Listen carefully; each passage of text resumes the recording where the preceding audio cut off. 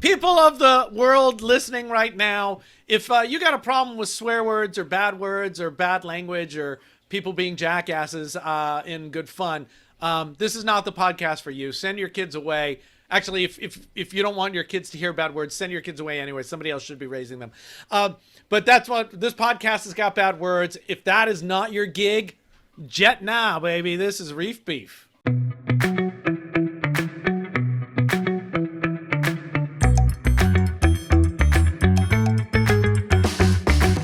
My name's Rich.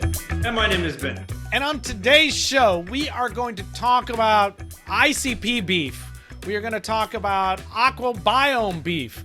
We're going to talk about some calcium reactor stuff, and we're going to get to some questions from beefers.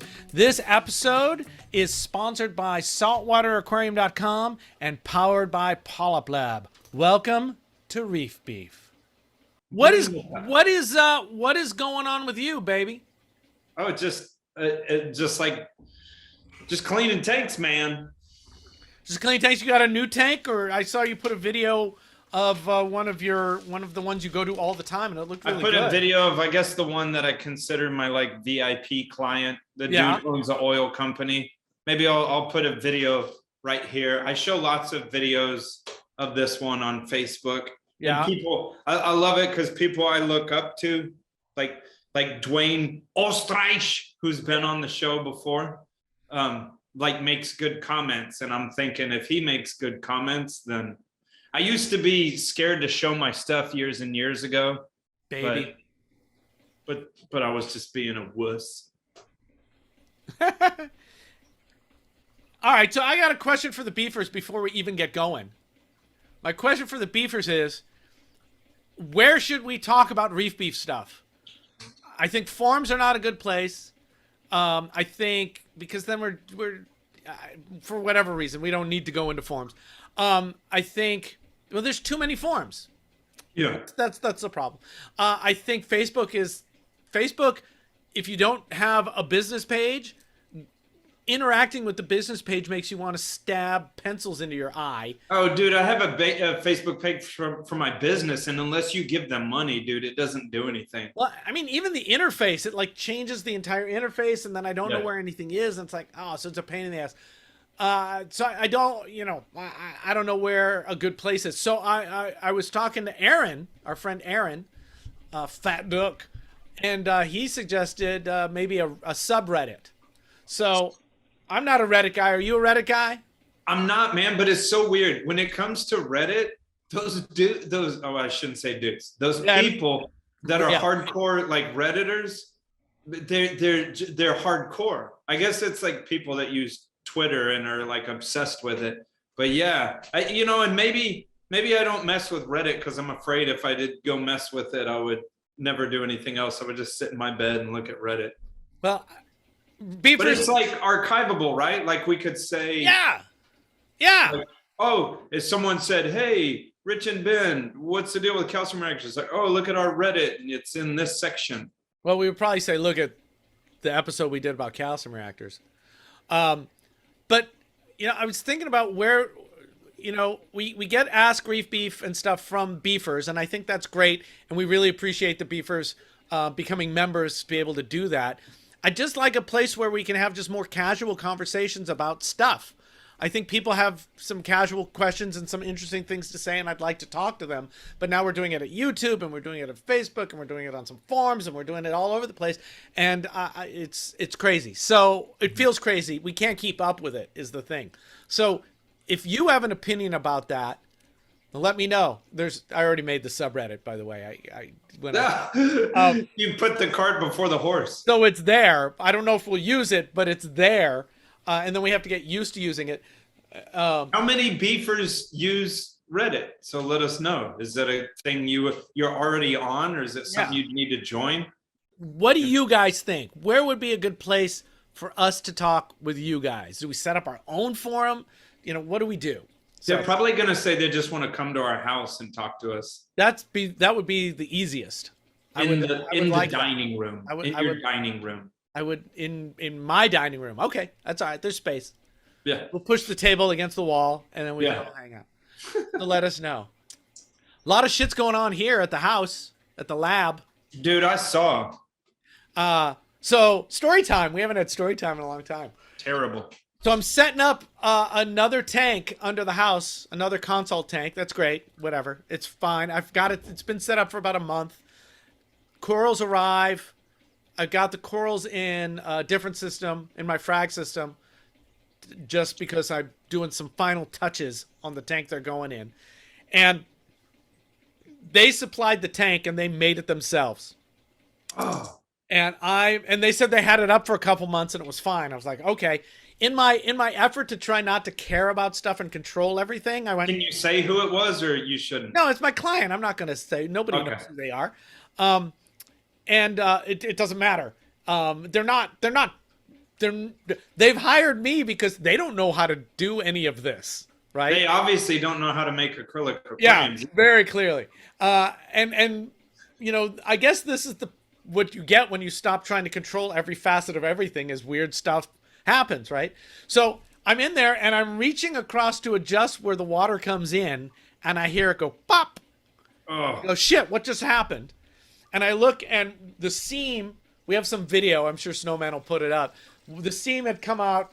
It's an 18-inch tall tank. Top 3 inches of the seam have separated on the front left corner. I'm like, that's bad. I better go find a ratchet strap. Oh. Right? Because I think I got to hold it together and glue it really quick. And the way these tanks are, they're very hard to drain. And it's tied into your system? It's tied into the system by a set of dose pumps. Okay. So it's not like... Hardcore. It's not getting, 500 gallons an hour through it. It's getting 50 gallons a day or 30 gallons a day or something, right? Over the entire day. So I go around the corner. I get my ratchet straps. I come back, and as I'm walking up to where the tank is, I hear, and I look down, the whole seam is let go, and the water's just pouring out of the tank. And I filmed it. Snowman will put that film up, and luckily there was like nothing in there. So I shut everything down, let the client know, and they said, "Oh, well, that's surprising." Because it worked for us. And I was like, well, and then they said, well, maybe transporting it didn't help. And I went, maybe. And I was, I said, I'm not really comfortable. I'm not gonna fix this. This would take more time and effort to fix than it will just to get something else. And they said, okay, well, break it apart, do whatever you want. So I made the lower seam go by doing this. And then the whole thing drained. Luckily, it's in the crawl space, so I don't have to clean anything up. And so I'm ordering a tank from U.S. Plastics, just, a white chemtainer. Oh. It's 70 gallons. Cut it? No, it's 18 inches tall by 24 by 48. Oh, okay. I'd love one that was 36, but they don't make it. They don't make that weird size, so not my problem. It'll work fine with that. Molded. We're not going to break it. But that was a great way to spend my Saturday, was having to deal with that. But luckily, one of the huge benefits of the crawl space is I went, oh, I'll just close this door. Yeah. I mean, it would just make mud and then dry up. Yeah. Yeah. And, I had to pull some stuff out because there was some stuff on the ground near it. Dead bodies? I can't say. And I take the fifth. Yeah. So that's what's going on with that system. Hopefully I'll have those corals where they belong in about a week. So where'd you put the corals then? My frag system, my frag tank. Okay. There was space in there, so I was able to put them in there. The frags they got me are all on plugs anyway, so. Oh, okay. And at this point it's the same water, so it actually works out really nicely. Oh, I didn't freak them out or anything. Yeah, and the testing hasn't started, so. The weird substrate testing, I would have had to set up a bucket or something for these frags and be doing water changes on them because I don't want whatever is on these substrates in my system. That's the point of the test. I just love that companies even are paying you to crawl around underneath your house to do stuff. Well, like when I die, can I be reincarnated as you? Yes. I'm loving it and I'm hating it at the same time. I'm not really hating it. I would so much rather be doing it like this than going to somebody's office and doing what you do. Oh, that's true. On their tanks, and they don't know how to keep it. They don't, this all started with me consulting with them to show them, to talk to them about how to do it and like to help get them going. And they were listening to you and they're like, hey, well, it was you do it. They were seeing this, and the first client actually, he just went, could we just rent one of those? Yeah. And I went, sure. Let me think about that. That might be a really good idea. Yeah. So who knows how long it will last? But what I need to find a client that will buy a $50,000 reef tank, put it at my house, and I don't know where they come into the picture. They can come over, bring some beer, and we can look at it together. I think that is a good idea, and you should make that happen. So if any beefers out there know a weird billionaire that wants to subsidize my hobby, then I am for sale. Now, I don't know if I would set all this up for a client. It just happened that I had this set up. Yeah. You know what I mean? Like, I don't think I would have planned to do this. Yeah. But it's fun. What else is going on? I cleaned everything up. It looks clean. Working on that. Do you still have the anemone that looks like green star polyps? I do, but it's no one can see if you're listening. It's up there. Here's the green star polyps. The anemone's up there. I'm hoping it's going to move forward more. You know what? I'll take some video of it right when we're done with this, and we can put it up so we can look at that anemone. That anemone is very cool, and it's very cool to watch the clowns move from one anemone to the other and not care. Wait, you told me that it was one of the type of anemones that has a potent sting to it? Aster, it's supposed to be bad for your kidneys, I believe. Really? I'd want to look that up again. But they come through the trade every once in a while, and I don't know anyone who's died from them. So is it that pizza one? Pizza anemone? No. It's T. aster. Oh, okay. It's the one that looks like a mushroom, like a discosoma, and it's got the little balls on it. Okay. I paid too much money for it, but I wanted it. I believe the common name for it was an octopus anemone, but it was totally not a hosting anemone. Oh, one of those?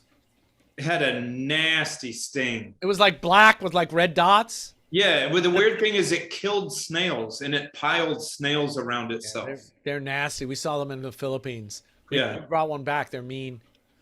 I couldn't, because that's why I was confused that your clowns were going in that one. But then again, they go in carpets, and carpets are somewhat potent. Yeah. So we'll take a look at that. And then what happened I had a ballast go on a Reef Bright bulb and had to talk to Tulio. Oh, that's easy. Tulio's the man. Yeah, he got back to me on Saturday. I was like, you don't need to get back to me on Saturday. Just as a bad ballast. And I had a ballast, so we're all good. And I was like going to make this whole video about doing work on my tank. And then it was like, I just have to do this work. I can't wait anymore. I do that sometimes because I'm doing something. I was like, man, the beefers might ought to look at this. And I just get like sidetracked and I just do the thing. And I'm like, crap, I should have filmed that. Well, what happened was the rabbit fish smacked into some of that blue stag and broke a big chunk off. Oh, and then it magically got into the post office box and went to my house. It's under the house for you, though. I have so much of it. And so I ended up, while I was in there, it was like, well, if I'm in the tank, I'm going to be in the tank. And so I fragged up a bunch of stuff and made some space and moved some stuff around and dipped some things that ended up having a couple of acro-eating flatworms on them. And I'm trying to remember, is it Vulpinus low? Is it just like the big yellow fox face? I don't remember you having that. I had two in there, I think, when you were here. I had the Magnificent and I forget which species. It's not the bright yellow one. And when they hit a certain size, if they don't have space, they go nuts. And Magnificent gets pretty big. Yeah, and they killed the Magnificent. It was terrible. Whoa. You know, the Magnificent was so stressed in a place I just could not get to it. And eventually got it out at night, but it died it died over the night. So yeah, so the tank's looking, I like how it's looking, moving a lot of stuff around. That's what's going on. Ben, how exciting. Ben! Richard! Do you know what's coming up the weekend of September 9th through the 11th? That would be MACNA. MACNA! In person! In Milwaukee, Wisconsin. Very excited.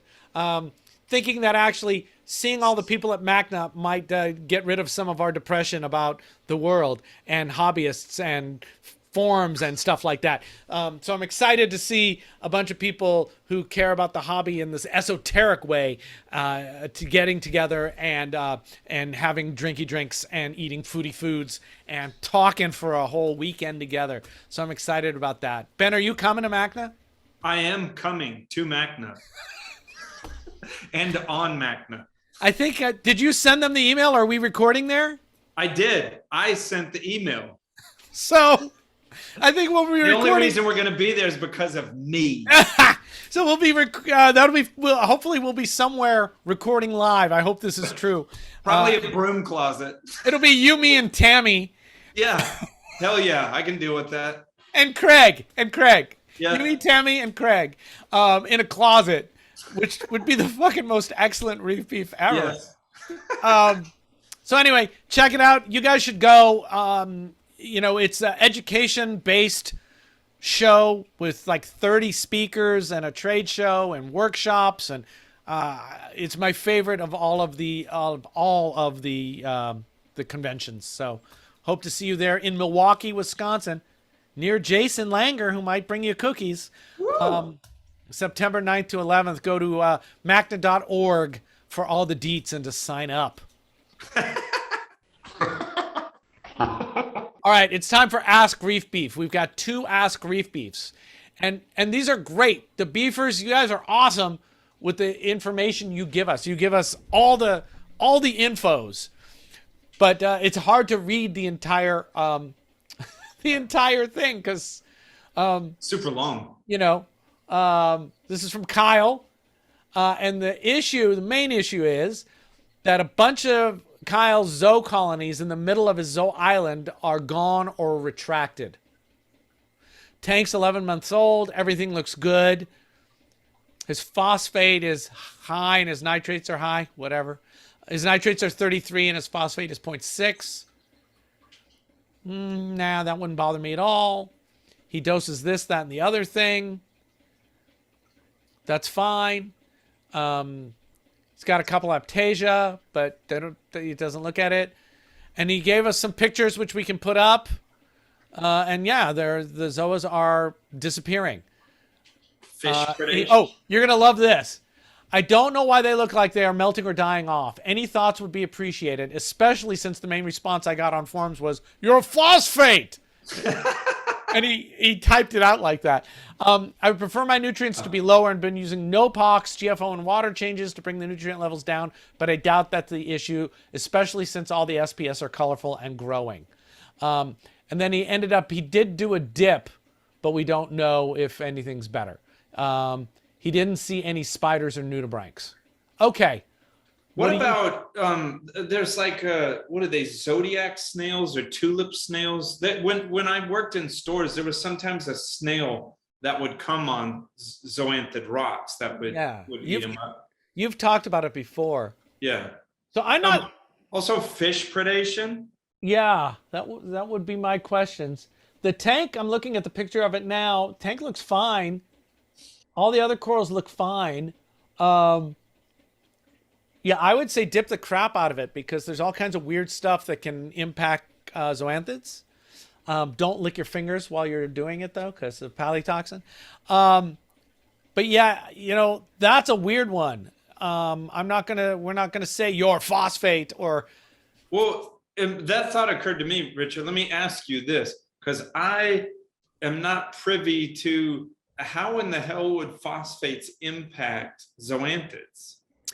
Well, I guess the idea is at some level of phosphate, it is unhealthy for the animals.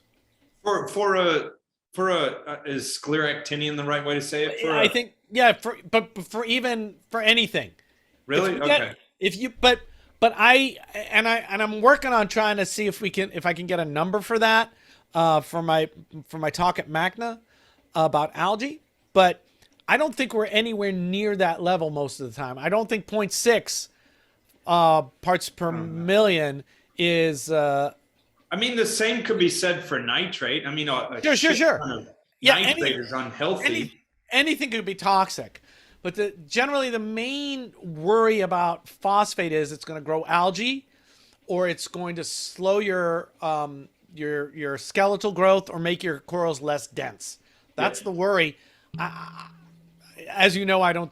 Most of the time, I don't think that matters. You know what? Let's clear that up real quick, just one more time. One more time. How do you propose to do that? When I say phosphate and nitrate don't matter, that's a shorthand for saying it doesn't matter to most reefers. It doesn't matter to 90% of reefers, right? 90% of reefers are not farms trying to maximize growth and color to make money. Most people have a tank and they got it for a giggle and a laugh and they enjoy it and it's fun and they learn some stuff. I don't think it's worth it for them to chase phosphate. But then I hear people go, but then they can't keep all corals. They can't keep all corals anyway. That's how keeping corals works. So Yes. don't mistake the shorthand for the actuality, right? Yeah, when we seem flippant about nitrate and phosphate, that's not a complete disregard. If you're like, oh, it's okay, I have 200 parts per million nitrate. No, that's not okay. Not okay. But I'm also saying, maybe check your nitrate and phosphate like once a month, if even that. And not even drawing a conclusion off of one testing, get at least, you always want to see trending, going up, going down. Oh, I just tested that I have 30 parts per million nitrate out of the blue. I just tested nitrate and saw that. Well, maybe test again, especially if you think you have too much, test again shortly thereafter. And is it still 30? Is it 25? Is it 45? Where is it going? Is it going up? Is it coming down? Is this baseline? Yep. Reef Beef says, if you don't like your number, test again. Yeah. So Kyle, I think you're doing the right thing. I think you should just pay attention to them and dip them. I am not seeing anything that makes me scream. But it could be easily that you've got something in there that is pissing them off. So let us know about fish predation. Let us know how they keep doing. And beefers, if you know some magic thing about zoanthids not doing well, but he didn't give us a fish list. He didn't give us a fish list. I've had Foxface go nuts and start eating the crap out of them. So. And they definitely look pissed off, but some of them don't. So I'm going to guess predation of some kind.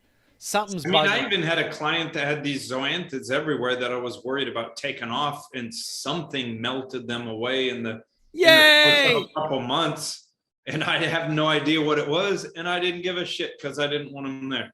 Yay! Eventually they take over or they all die off. Yep, and they're all gone. Either way, you're going to stress out, Kyle. But and please, this might not be a popular answer either, but me having kept stuff long term, and you try something over and over again and it doesn't work, I chalk that up to you win some, you lose some. That could be what's going on too, especially since Kyle seems to have some stands of zoos that are doing just fine. So yeah, keep dipping. Let us know what you think in the comments. Thank you so much, Kyle, for the input. And I think Kyle's is the kind of thing, because I think it came to us through Facebook, and we just don't get to that enough to be able to deal with it. So that's why we're thinking about maybe some other format for communication. All right, this one's long from Hendrix. Hendrix, the upshot is, wants a butterfly fish, but knows they're notoriously hard to get feeding on prepared foods or even frozen.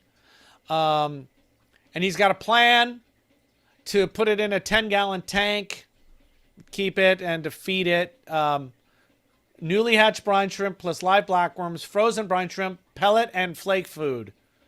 And I want to do this right because I love this fish and I don't want to kill it. And then I don't want to put it into the display straight away because I've got a scope, a yellow, and a coal tang or coalee tang, depending on where you were raised. So what do you think, Ben? What would you be doing? Or maybe I'll go. Who should go first? You go Rochambeau. Rochambeau. I have rock. Mine's a harpoon. Mine's a gun. Rock. That's very popular right now. Gun blows up rock, so it's up to you. I think your idea is fine. I think the 10-gallon tank might be small, depending on the size of the copper band. I think your foods are not so great. Newly hatched brine shrimp, no. Brine shrimp in general, no. But maybe. Pellet and flake food, they're not going to take. I've never seen one do that. What I would do is get every kind of live food you can get your hands on and get that thing eating. And you feed everything all at the same time. You want it to be eating. You don't want to starve out a fish in the hopes that it's going to start eating the thing you want it to feed. They like meaty food, mysis, Hikari mysis, or even PE mysis. They come in different sizes, so that might be different. Chopped up shrimp. You could just get some shrimp tails and cut them up really small. Brine shrimp, I don't like brine shrimp as a food, but live brine shrimp might get them eating if they don't start to eat. Some clams, maybe. You can dice all that up. Larry's Reef Frenzy has got a lot of good stuff in it. And try all the kinds of food. If you can do live mysis, great. Amphipods are great. See if it's going to hunt them or not. And be ready, 20 minutes after you try to feed to siphon all that food out if it's not eating it. And really pay attention to watch it while it's eating. Well, what I would do is I would feed it and I would put the food in and then I would get 10, 12 feet away, and watch it and see what it does. And watch it for half an hour. Observation is your friend. You can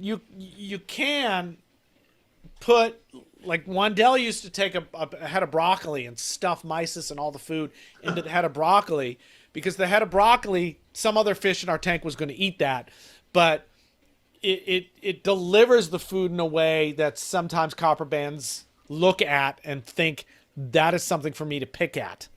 So you can try that. So two little fishies makes like a weird mesh pouch. Yeah.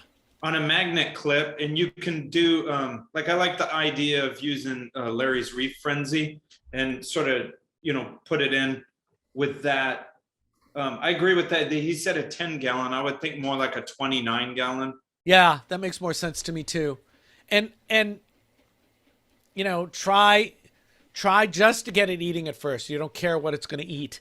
And once it starts eating, it's going to start to eat more things. What's your experience with copper bands eating blackworms? People always say blackworms because it's, wriggly, but I'm not sure that a copper band necessarily looks at that and goes crazy for it. I've tried it, but I've never seen them go for it. Some people say they do. I would try anything. Remember, blackworms are going to melt pretty quickly once you put them in. Let's not talk about the ethics of putting a freshwater worm into saltwater. So you're going to need to be ready to siphon that out as well.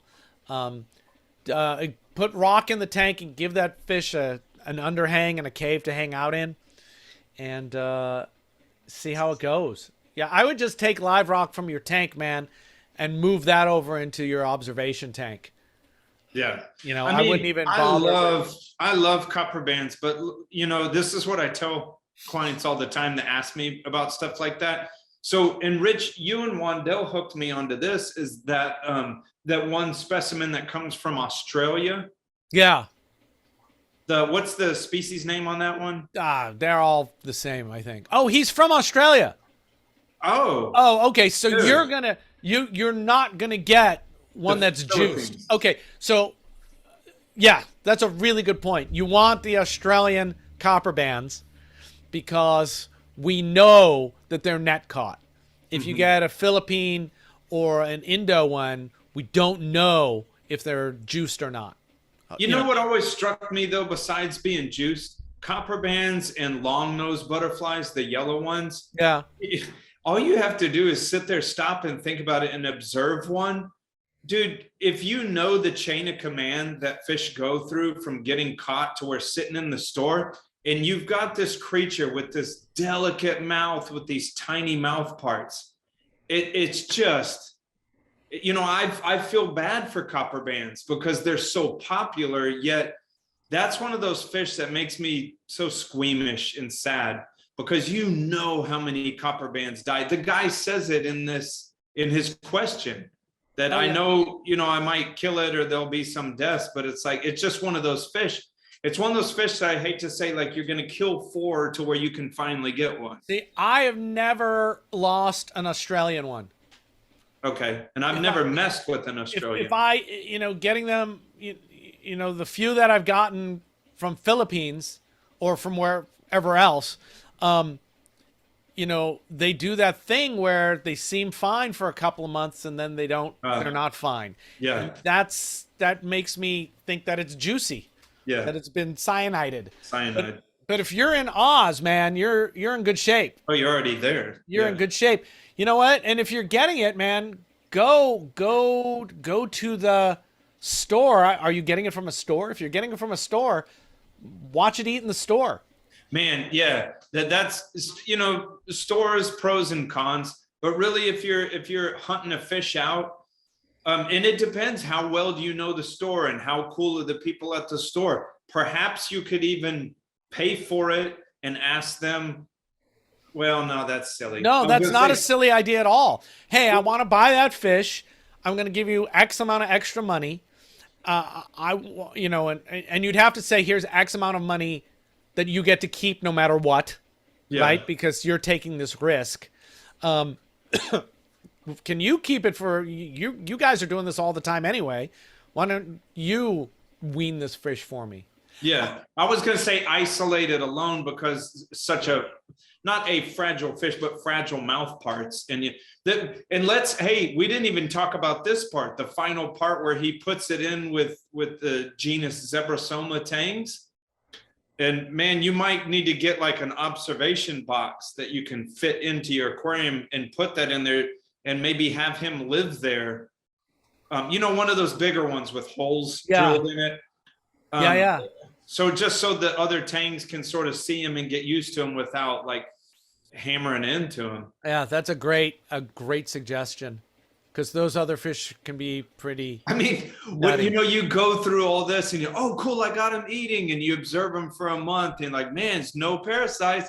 You put him in the tank, they just saw him in half. Like, dude, why? The impossible task. So I think you're in really good shape because the first thing we would say is get one from where you're getting it from, Enrix. So thank you for that. And that's Ask Reef Beef. Ask Reef Beef. Ask Reef Beef. I don't know what that was. That's your crazy dancing. Yeah. Hey, Ben. Hey, Richard. You know what I did today? No, tell me. I gave patronage to one of our sponsors. Really? Yeah, saltwateraquarium.com. Guess what I ordered? F-Aptasia. I did. I ordered F-Aptasia. Are you serious? I'm not kidding. And I decided to order the 1 ounce stuff because I know I can use half of that whole bottle in my system and not have a problem at a time. So yeah, I like saltwateraquarium.com. I also got some DI resin from them lately, and I installed that in my system. And Ken's grandfather ran it halfway to your house? That's right, and Pokemon'd all over everything. Oh man, I love Ben, tell the people why saltwateraquarium.com is so great.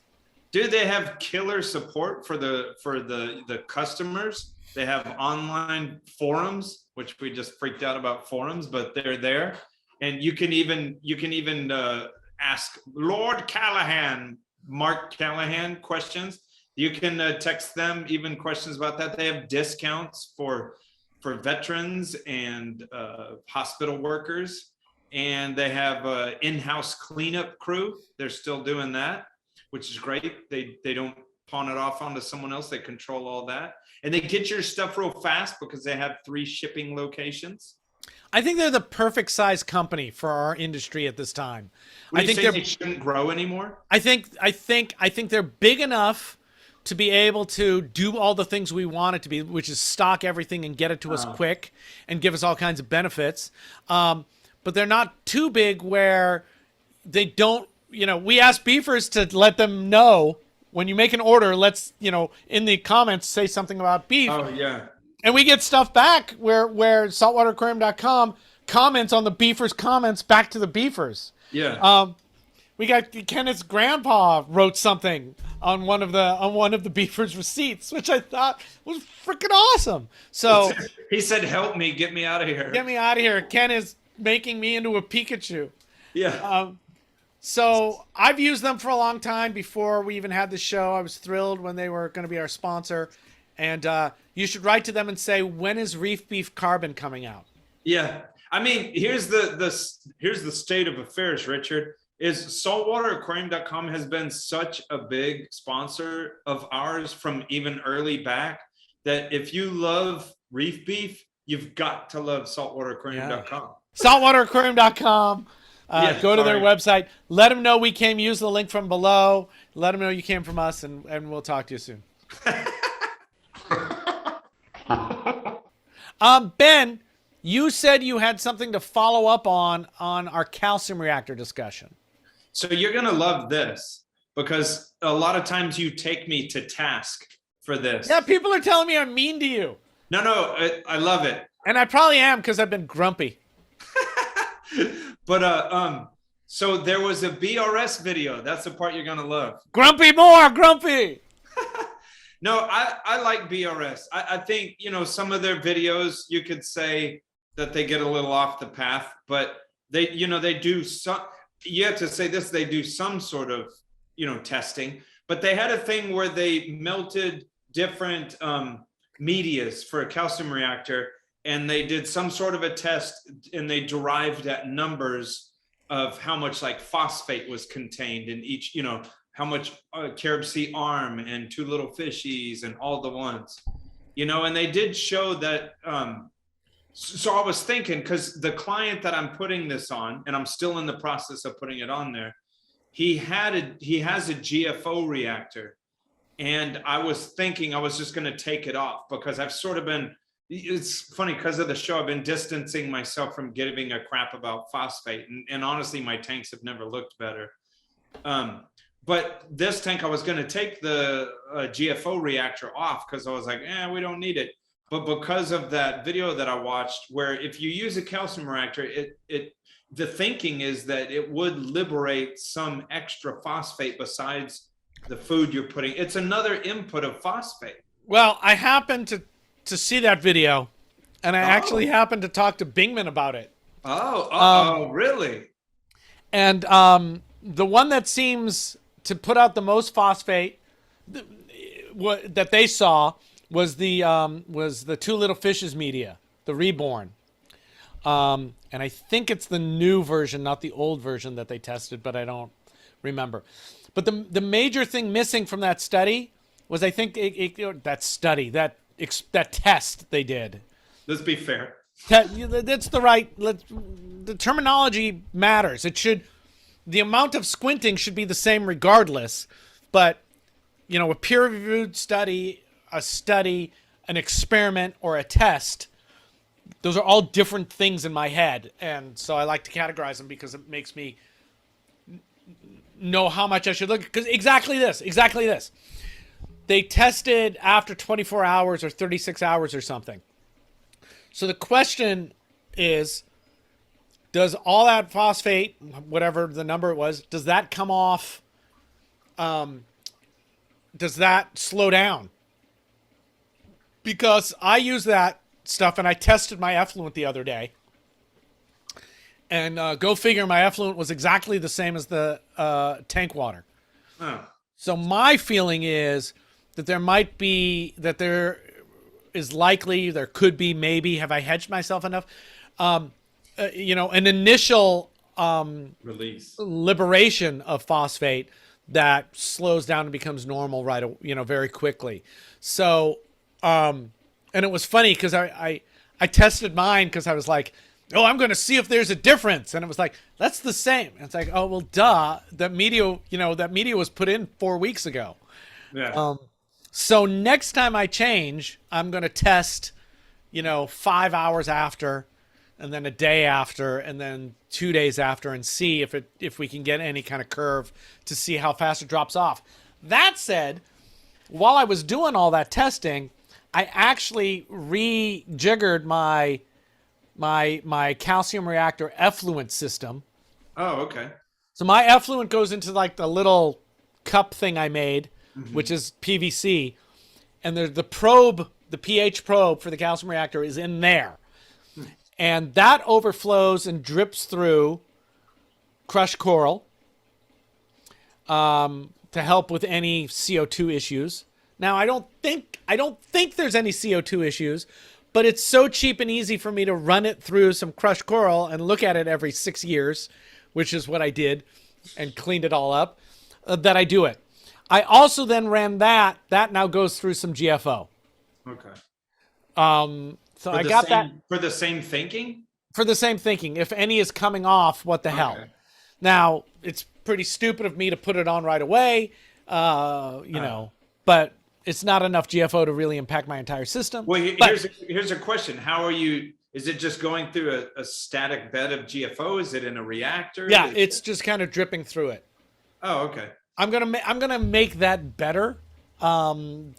If the next time I add calcium reactor media, I find that there's a huge influx of phosphate. Here's a question that I want to get to Bingman at some point, because remember, you don't see it too much anymore, but remember that there was a phosphate removing media for a while that was like white beads, and it was like an alumina based. Yeah, and there's also a oh God, my brain's not working. It's plastic. It's well, like solid carbon dosing, like no. It's a resin. Oh, okay. It's a phosphate absorbing resin that was out for a while too. Oh, okay.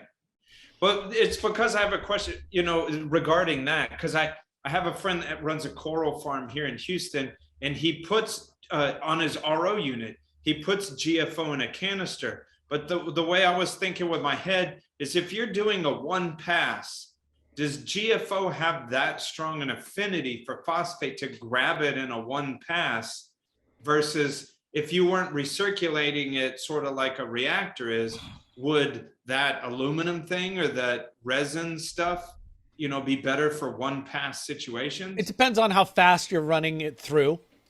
Yeah. I think drip, drip, drip, drip, drip is plenty to. I think it's going to be fine. You want to watch out for channeling and do something to deal with that, but but that would be a good test. You could test that and see what you're getting posted. I plan to do that, right? When I change the media, I'll test the effluent, and I'll also test what's coming out the other side. If it's high, I'll test what's coming outside of after the GFO and see if it's worth it. And then could even test over time to see how long that GFO is effective at removing it. Does your calcium reactor not have a port on the lid of it for the probe? Yeah, I don't like it in there because if your calcium reactor borks and gets filled with CO2, your probe is out. It does have it's got a port in the recirculation chain. Train, which is great, but it makes dealing with calcium reactor maintenance harder, because now I've got to deal with this probe as well. And what I really want to know is, I want to know what the pH of the friggin' effluent is. Yeah. I want to know what that is. So that's why I like it there, because then when I maintenance and when I maintenance the calcium reactor, I don't have to worry about a probe at all. It's doing its own thing. And it's in a cup, so it's always in water. Even if the power goes out or whatever, that probe's not going to be dry. Well, yeah, and just accessing, like you said, accessing the probe is like a no-brainer. Yeah. Change out it comes out. It's really easy to clean if I need to. Yeah. But I understand not everyone has a crawl space to hide bodies in and do weird crap in. That's true. So there. So that was it. It was just the thing about media's releasing phosphates, and maybe GFO is still a smart thing to absorb all that. But yeah, you know, all those those tests. Some tests are seemingly so useful, but when you think about them a little bit more, it's like we absolutely need more information. You know, and we should have a whole show about this, but there's so many things we do based on thought experiments and not actual experiments. Like, you know, someone could tell us, hey, if you got phosphates, just put GFO on. And someone just throws GFO on there without even testing their phosphates or really even testing them afterward. They're just things we do based on like thoughts that people tell us. Yeah, well, it turns out it's so weird, man. Okay, it's so freaking interesting. The way we make decisions and how we know what we think we know. There's a great amount of peer-reviewed research about GFO. Right? We didn't invent GFO. We just found it. You know, somebody paid attention and saw that the thing they used to remove arsenic removes phosphate, and went, why don't we use that? So we know it works. The question always becomes how much and how fast. And thankfully, I think with GFO, and we still get people who screw up, but the general knowledge on GFO makes me feel pretty happy right now. Go slow, don't do too much, don't tumble it. If you remove phosphate too quickly with it, bad things can happen, and you can bounce back. So somehow I think we've got some decent information at the baseline for the hobby in there. It's the other stuff that's based on thought experiment where people jump on the bandwagon that make me go, I don't know what we're doing yet. Well, marketing sucks sometimes too. I had a long conversation with Boomer about GFO. And so, it was years and years ago, because, you have regular GFO and then you have high capacity. It seems like everyone that sells that has high capacity. And again, when you're just Joe Blow and you see that, oh shit, high capacity. Why do they even sell the regular GFO? Fuck that stuff. Let's just use high capacity. Right. And Boomer saw me talking about that on Facebook. This was years and years ago. It was last week. It was last week, everyone. It was last week. It was about 1,000 years ago.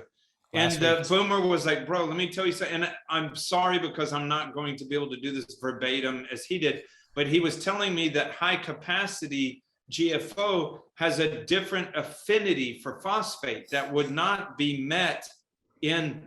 Basically, what he was telling me is that high capacity GFO is useless in aquariums because it would be looking for like an amount of like 30 parts per million or so. And it was, what he told me was the high capacity GFO was truly the one that came from, and I believe the first company was a German mining company. Called Sprachensalau, Sprachwachen. Dwayne Ostreich was it's Alexander Grafen. Yeah. Phosphaten underground and Hey Ben. Hey Richard, why don't you start talking to me when you turn the other way? That would be awesome. I think I did that. You are doing that. You're looking for PolypLab products, right? Yeah. Where is the PolypLab product? PolypLab, PolypLab. We love PolypLab. I just made their new jingle. This episode is powered by PolypLab. They we like PolypLab stuff, and they sponsor us, so we like them even more. Let's not mince words. Yeah. We like some of their stuff. They give us some money. We talk about this on the show because we like them. We don't talk about stuff we don't like. Guess what I did today? What'd you do today? I maintained this aquarium right here that I'll show you. And so the first thing I did was, this guy has a big old bottle just like you have of the PolypLab Reefroids. And I do what I always do. I took 2 big fat pinches and spread it all throughout the aquarium. And then I got my stuff ready. And then I wet skimmed out about 30 gallons of water. So I let the corals eat, and then I took it away. I gave it to them and took it away. Yeah, and I dumped a bunch of it into that auto feeder that I made and let it dose out over a couple of hours. Reefroids, like this product. I use it a lot. I've used it a whole bunch to feed baby corals when I was spawning corals. It's part of my regular feeding regimen. I also like the PolypLab Bluelits a whole lot. Little, you just buy a box of little cyano super glues, acrylate glues. They're easy to use. PolypLab, we are powered by them. No, it was truly the one that German miners were using to remove mostly arsenic, but then phosphate from rivers that, their mining liquids were spilling into. But when we were saying, like, man, it's not high capacity, meaning like it's going to take more out of your aquarium, because for whatever reason, it doesn't have as a strong affinity to the amount of phosphate, the gradient that we have in our aquariums. And it's, yeah, and who knows, right? I don't know the answer. Boomer seems to, but what, it's back to that thing we say a lot, which is, the company should be supporting the claim. yeah. High capacity. All right. How much more does it pull out, and how much faster can I run effluent through it or process water through it? And how long does it last compared to the other GFO? And no one provides that kind of info, right? I mean, and again, it gives me a sad, because so many times in my life, I feel like I feel so much hatred towards marketing, because just sometimes not sometimes, a lot of time, you're like, give me a product and I'll give you a marketing team that will drum up all this bullshit for it. By the way, we're calling the episode, It Gives Me a Sad. It gives me a sad. Because that's what you said. Actually, that brings me right into my beef. Do you have a beef? No, you have one. I have a beef. Imagine Rich has a beef. My beef is that, you crusty old bastard. It's a new beef about ICP testing. Okay. I think now ICP testing, we kind of know what it is, right? It can give us a nice idea of what's going on, and we should kind of squint at the numbers, and it might help us track down something, but it's pretty, actually there's a new hobby study about it that's really good, that picks up on the stuff Maupin and I did, and it references us, which is really nice of them. Oh, cool. But it's doing something different. It's comparing. We sent a known standard, right? So we could know how accurate they are. We didn't do much about precision. And this is about precision. The same samples were sent to the same ICP place, and how did they compare to each other in results? And we sent it to a couple different ICP places and compared the results to see what kind of variation there is, right? And it's good they did it, and it's squint. You got to squint. It's hard to tell. And of course, that's these particular ICP places on this particular day by that particular technician with that particular calibration, all of that kind of stuff. But what I think now people are doing is there's so many people I see sending multiple samples of the same sample to ICP companies to compare. And it's like, oh, so now instead of sending them $50, you've sent them $150, and you're going to do that again in 3 months.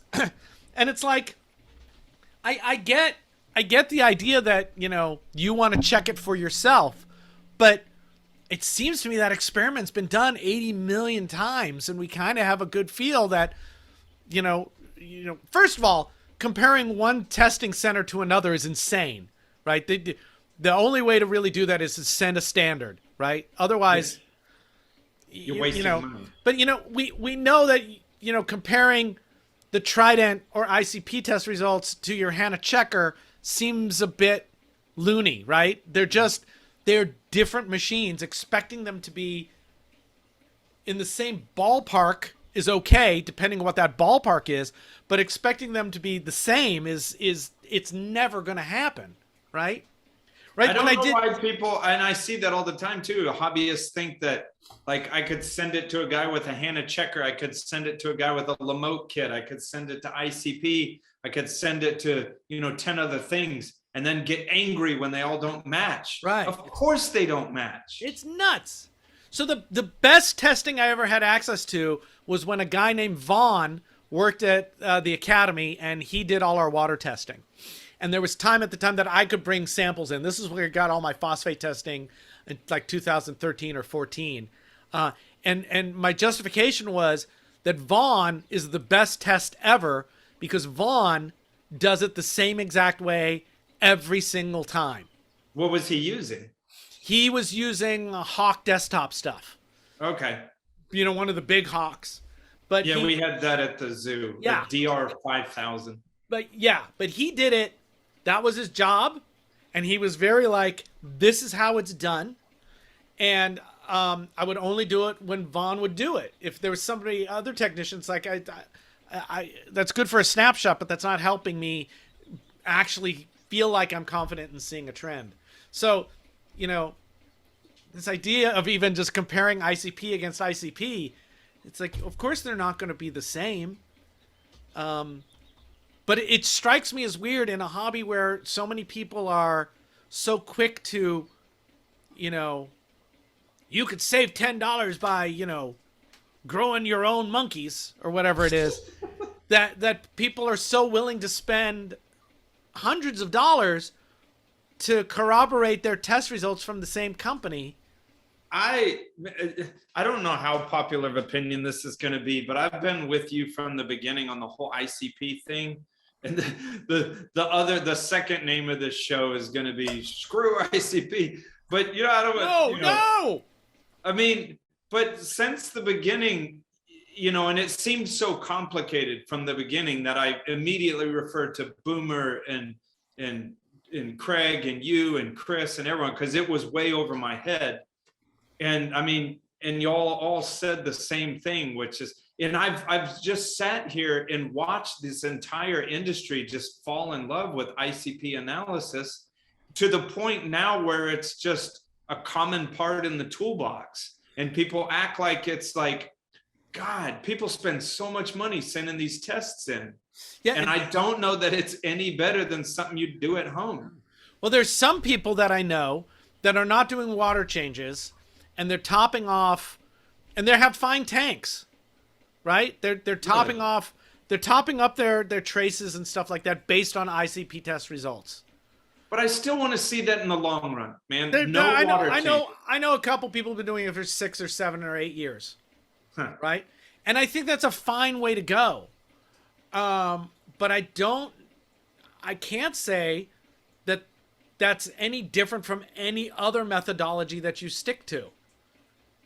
Right? Just about every way we've seen people keep a reef tank has had some measure of success. Yeah. So,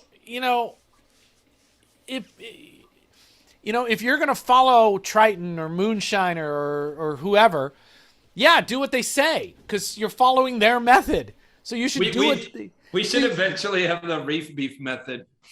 Yeah. Oh my God. That's exactly. It's antithetical. That's when we've completely sold out. We've jumped the shark. We're like Fonzie, and we've jumped the shark. Yeah. If someone's got a plan for making us $1 billion, we'll sell out. We've said it before. We'll sell out to you. No problem. Yeah. The Reef Beef method is as easy as ABC. ABC. Just add some of this magic water from the lab system. Send us in $200 a month. Yeah. Oh, that sounds good. Yeah. Yeah. No. $199.95. $299.95.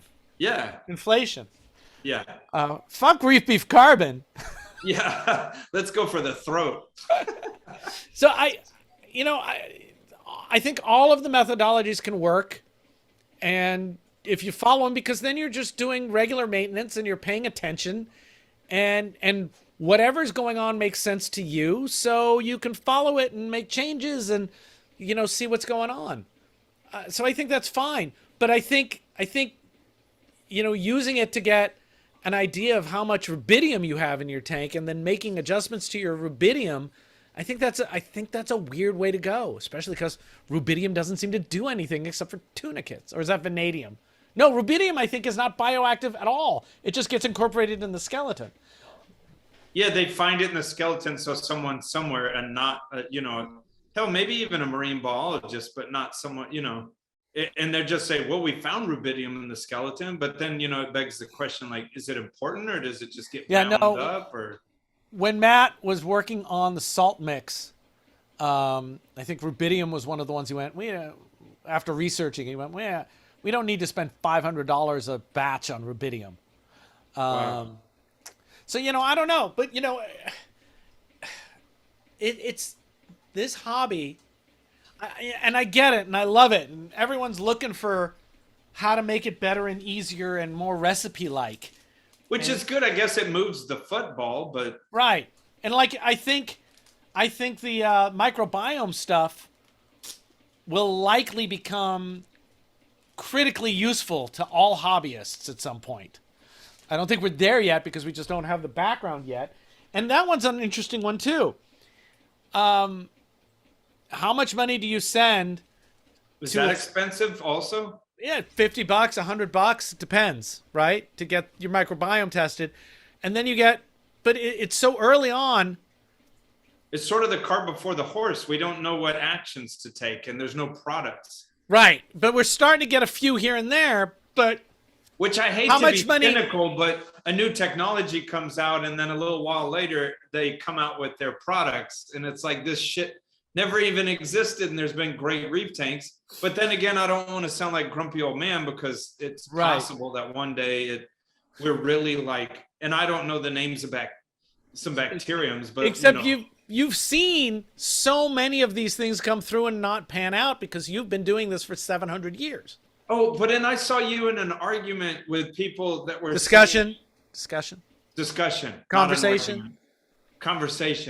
No, because some of people were doing that thing and finding out that they had like a crypto or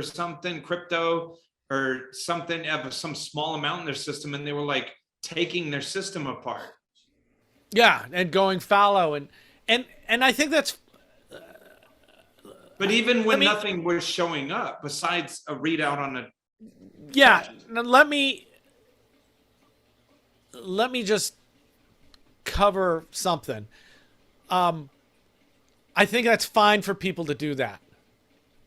If people want to embrace that and go, I want to have no crip in my tank, so if my eDNA test shows any, I'm gonna do something about it. I'm gonna do something. You're gonna be breaking down tanks a lot. And that's fine, man. If that's your gig, if that's what floats your joke, go for it. I'm not gonna be angry at anybody, but I'm also not gonna just say, yeah, I think that's a good idea.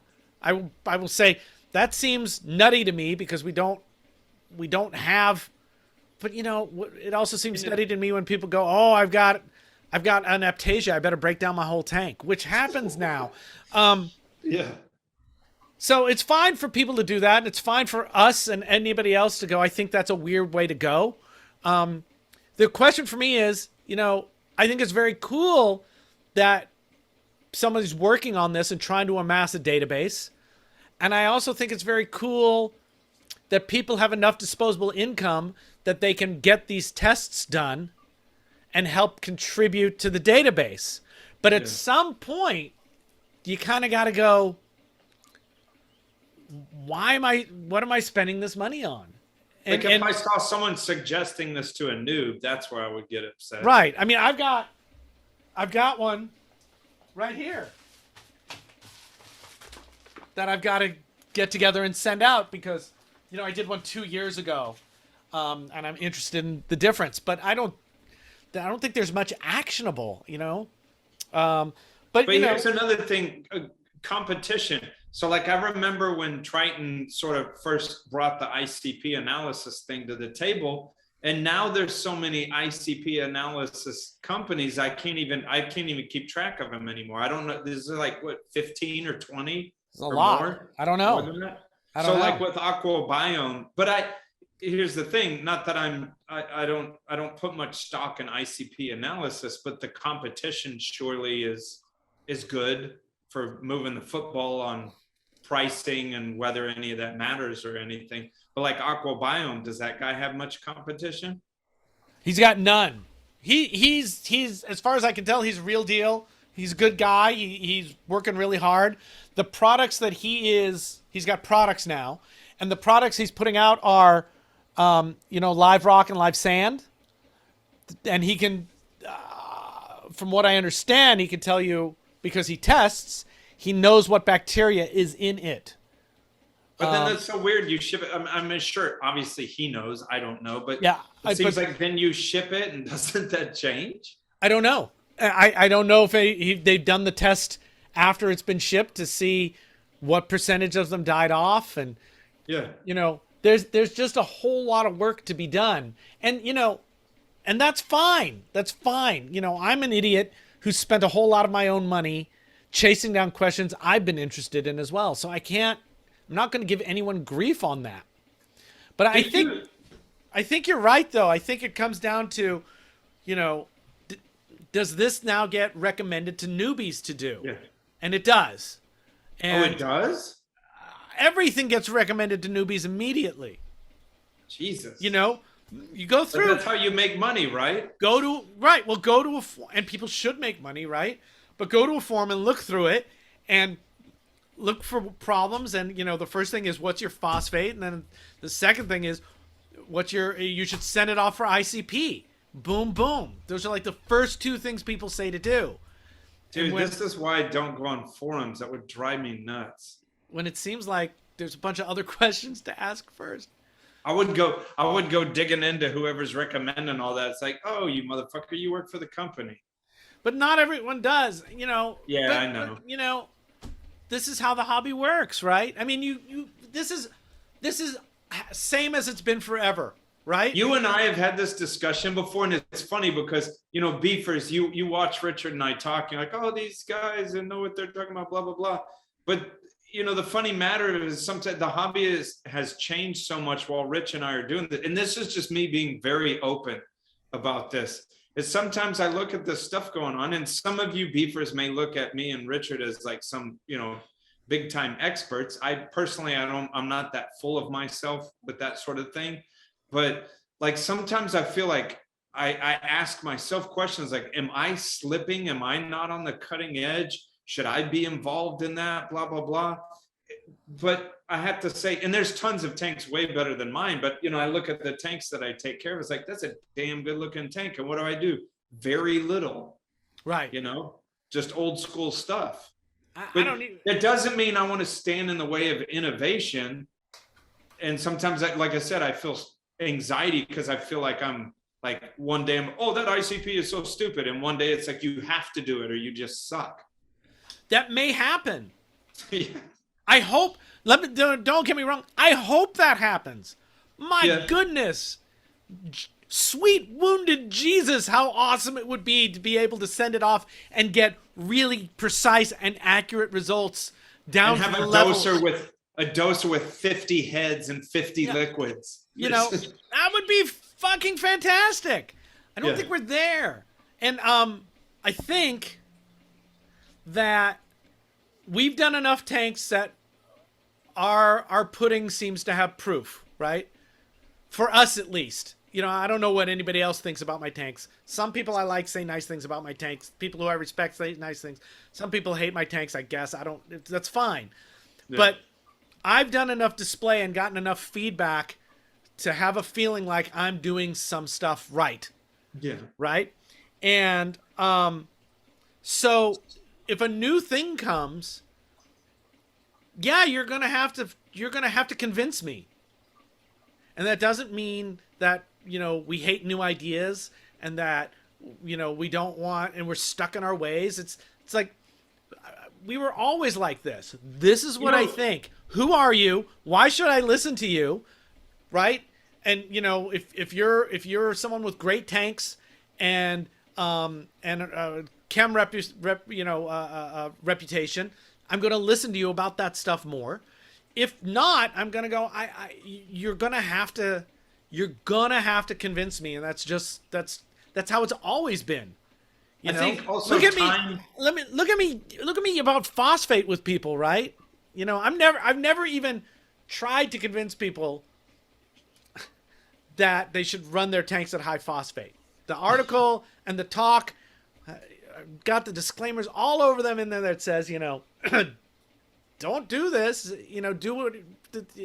don't do this because I said so. And that was arguing against me bringing evidence about what the status quo was and going, I don't think this works. And well, it now wasn't you trying to peddle a method like the micro bubble or whatever the crap. It was just like, hey, we all think that phosphate is terrible, which it is. But I don't know. Look at my tank and look at my numbers. Right. So that just begs a question. It's kind of come full circle now, because now people are like, and it's not that long ago that article came out, that it's like, well, your ideas should be dethroned. It's like, I agree, but bring it. Dethrone it, motherfucker. Bring it. Show me. Anyway, yeah. Show me the tank where all the corals died because the phosphate was high, and then tell me what the reading was. And I'm thrilled to find that out. That would be a great thing to know. But I have a bunch of really old FAMAs, and there was a thing from the 90s. There was a box called the Enforcer, and it had some sort of like, I don't remember, they said it was like an electric current or something, and the water would go through it and it would take out your nitrates. So what I was getting at is time in an endeavor can make you cynical when you have watched things come and go. Yeah. And so right now everyone's like, oh, you got to do this. And I guess the old hobbyist in me is like, man, I've seen 50 things that you got to do that don't exist anymore. Dude, you sold Eco Aqualizer. Yep. You were in the heart of the bullshit beast.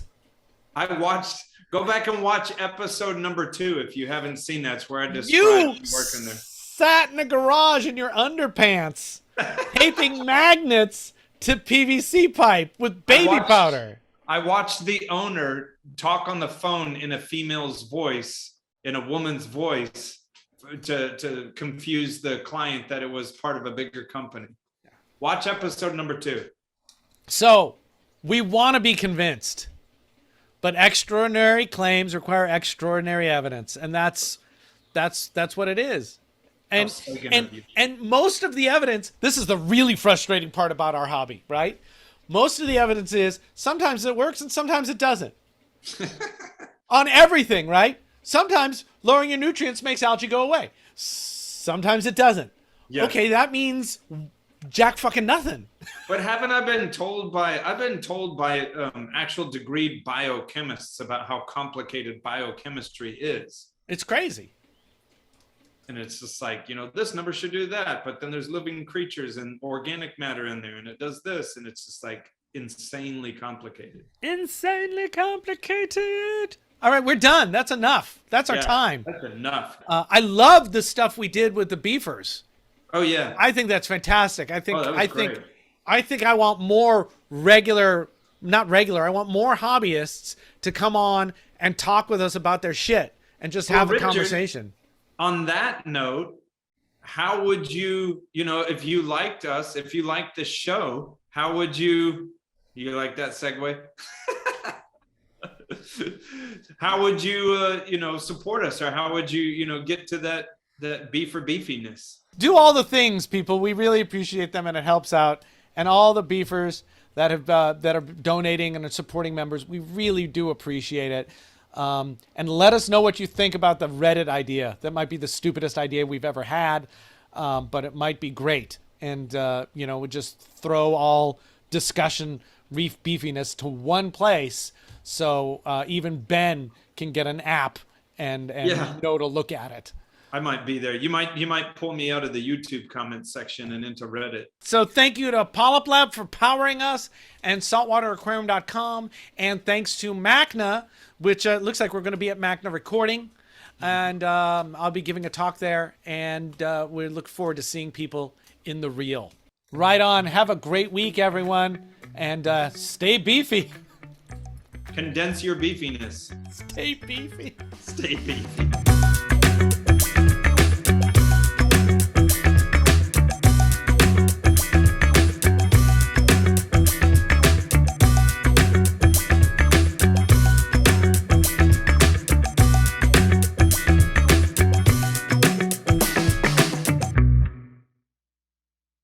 You know what someone did? No. Someone might have gave us not too many stars because we have a 4.9. What? Who would have done that? Our enemy. Probably. Dastardly do right. Are you our enemy? Let us know in the comments below. Yeah, what if our enemy is watching? Of course our enemy is watching. I hope we only have one enemy. One enemy. I don't want to. I think they're doom. They're doo-doo. Oh, you even think they're doomed? I think they're doom. I think they're a terrible thing, and we shouldn't deal with them. Yeah, no. I mean, I get it, but a lot of times the talk of that, it feels like that thing that I say of standing in the middle of a river and yelling at it and expecting it to go a different direction. That's just a way that most people are going to communicate. I think I told you this. I just randomly helped a lady with her axolotl. Yeah. Just texted me. Yeah. And she seemed kind of quirky, but I like quirky people. And I just started helping her for free. And all I asked of her was to give me a good Google rating. And she did in spades. But I think I sent you the text because at first I just started, anytime she would text me, I would, because she didn't know anything about water quality. And I was helping her with, you know, what does ammonia mean and what does nitrate mean and how often you can change the water and everything. And she told me real big, I said, yeah, stay off forums. Because she told me that she told some of the people on an axolotl forum, some of the advice I was giving They her. went insane, right? Yeah, and she was saying it was a hateful and aggressive place, and it actually didn't help her at all. Yeah. Your mileage may vary. I have two thoughts about forums recently. One is I have several thoughts about forums. I think though. Oh, am I kidding?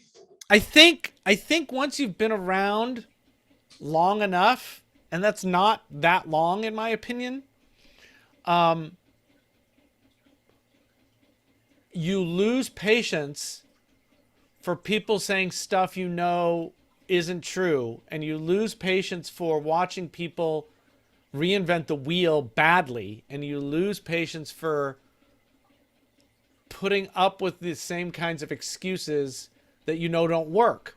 And I think unfortunately, or fortunately, I don't know, maybe it's just the way it is. Am I out of focus? People just need to go through that process themselves. You can't, there's nothing to be done for people. You know, they have to figure it out on their own. And you know, and it can be crazy making. You know, as someone that has made a regular career out of helping the, you know, beginner hobbyists, it's like, I think one way that you can make a mistake is if you get, I don't know, is the word jaded and be rude to but someone who's just making a simple noob mistake. Right. Well, but that's. Or just being impatient with noobs. Yes, I have got no problem with noobs. Noobs are not at all my issue. I guess when you see a noob get led the wrong direction and you try to intervene, and then the noob is, you know, grumpy back at you, then it's like, okay, have fucking fun. Yeah, I almost never have any kind of. Am I out of focus? No, not at all. Okay, I'll stop caring then. Um, I almost never have any issue with noobs. I have no problem talking to noobs. It's not noobs. It's the brown belt. Intermediates, the brown The belts. brown belts. Oh, I'm going to run and get another drink before we start this. But you know, and then it's people who are there not to actually have the conversation, but just to be reactionary.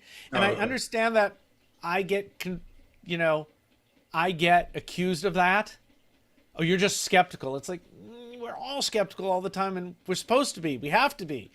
But you know, getting dragged over the coals for, never mind.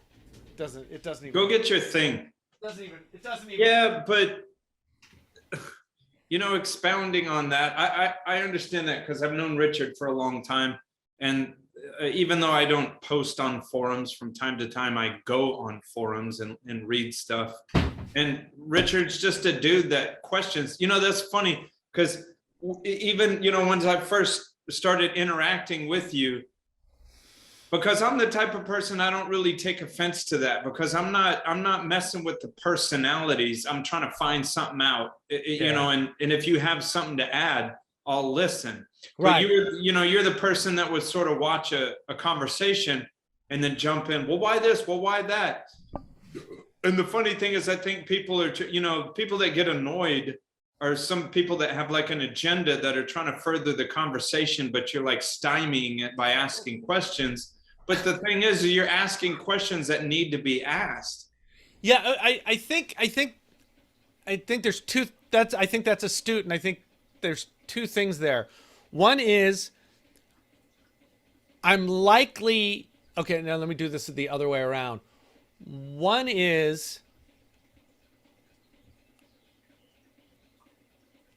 the questions I'm asking aren't for everyone, and I understand that. I think what happens is think people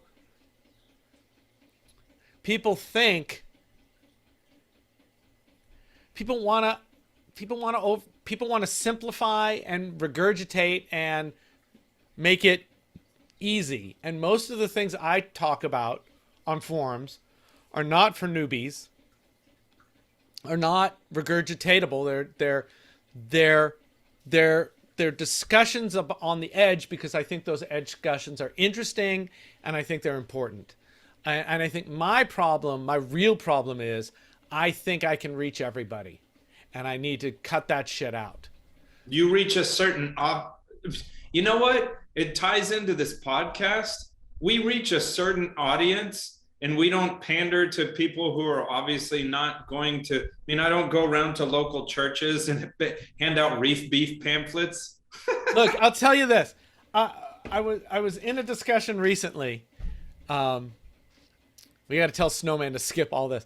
No, he'll chop it up and put it later. Oh God, great. In a discussion recently where someone was talking about Mayan Maupin's ICP paper, and they said, "Well, we don't even know, what kind of sample they sent in," and it was like, that was kind of the whole point of of what we did. We sent in a certified sample from HPS specifically to avoid all the problems with not doing that and to give us a baseline. But it was like, I was like, yeah, you do. There's a picture of the certificate of analysis in the article. Yeah. What do you mean we don't? And then I continued to talk to this person, and it's like, I should just get out so much earlier when stuff like that happens. And when you're complaining about forums, are these Facebook forums? No, these are forums, reef forums. Reef to Reef. Whatever the forums Fish. are. I don't even want to give the names because I thought, I don't believe I sort of thought, I mean, this is coming from someone that didn't really get involved in that aspect, but I sort of thought that medium was dying anyways. I think it is. I don't know. I don't know what to do about it, if anything. our industry is not special. This happens in every hobby. Oh yeah. No, I'm told all the time You that know, this you go, baking, a Jeep forum, barbecue forums. yeah. This is cut and What do you paste. use pellets, you piece of shit? Yeah. Oh, that's the mopping argument. So I don't know. I think what it is actually is that with my life changes, you know, career change, empty nest, 2 years of COVID, I had COVID for 2 years. I don't have an in-person community. And I didn't before, but it felt healthier before, to have this extended community online, which I think can be really helpful. But I think maybe I can't deal with it anymore because these are all also common problems. Human communication online is messy business. No, man. You got trolls, you got brown belts, you got noobs, I'm special, Ben. I can reach everyone. No, you can't. You can't reach everyone, face to face. That's true. Again. So I cut myself way back, and I feel pretty good about that. And we'll see. I cut myself recently. I'm sorry. Should we do a show instead of Rich's therapy? It's like No. Rich's therapy is good for the camera. This could just be. No, I don't want to talk. It's your beef. We're talking about. No, I can't bitch about forums anymore. I think the beefers are tired. The beefers want to hear you bitch about something else because they know Rich. That should even be a shirt. Rich hates forums. Okay, we fucking get it. I don't hate forums. I love forums. You hate people. Can't.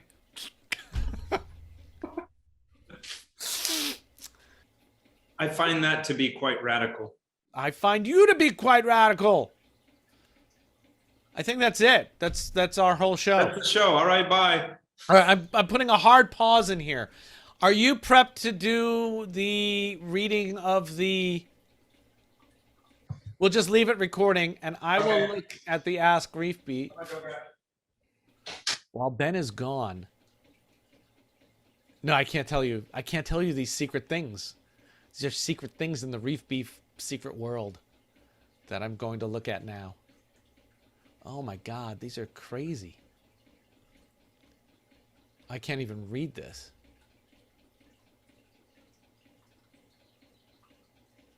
Yeah, we're just pausing here for Ben to get his thing.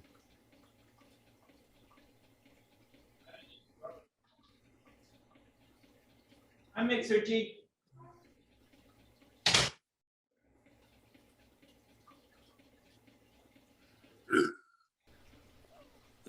Lick your genitals. Figuratively? By pressing like. Isn't there a new emoticon that's licking genitals? Subscribing and... Yeah. Oh, don't put a hit out on Mark Callahan. What is that, the Necronomicon? This is the Book of the Dead, baby. Dude. Oh, you released it! No! This is the key from Hamanoptera. Let me see. This thing's so... Cenobites are going to come out of your back wall. And the fish hooks are going to rip your face apart. That's how you unlock it. Dude, we have enough with COVID and Russia and January 6th. I'm not opening it. Oh, okay. I don't want to summon the dead. Yeah. I'm saving saving that. Maybe that could be cool. In case somebody I know and love dies, I could bring them back as a demonic version of themselves. Like Pet Cemetery? Exactly, except with Egypt. and Mark Callahan's tongue.